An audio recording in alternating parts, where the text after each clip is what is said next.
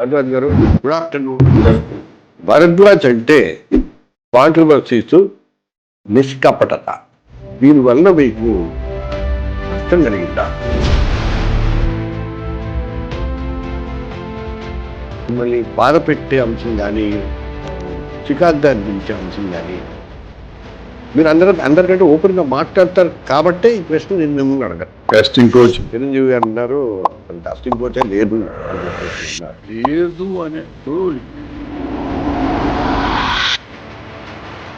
సినీ ప్రముఖులు అసలు రాజకీయాల్లోకి రావడం, పవన్ కళ్యాణ్ అఫ్ కోర్స్ ఈ మధ్య కాలంలో పవన్ కళ్యాణ్, చిరంజీవి గారు కొంచెం దెబ్బతిన్నారు రాజకీయాల్లోకి. దీన్ని ఎలా చూస్తారు? గెలవటమో ఓడిపోవటం అనేది, ఓడిపోతే అది తలకాయ పొరపాటున గెలిచినా కానీ ఆ పార్టీతో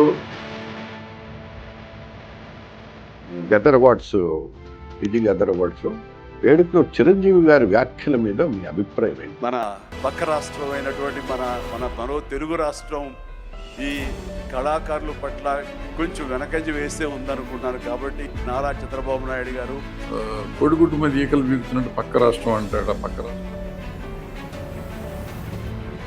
ఇంతకుముందు పెద్ద మనిషి అంటే అటు చిరంజీవి గారికి గురించి చెప్పారని తెలుసు, దాసనారాయణరావు గారి గురించి చెప్పారని తెలుసు. పెద్ద మనిషి అనిపించుకోవాలి అనుకుంటే రామానాయుడు స్టూడియో భూమిని నివాస సముదాయాలు, రెసిడెన్షియల్ వెంచర్ కోసం దుర్వినియోగం చేస్తున్నారనే ఆరోపణలు వస్తున్నాయి. నిజంగా చెప్పాలంటే నాకు మీ సతీష్ బాబు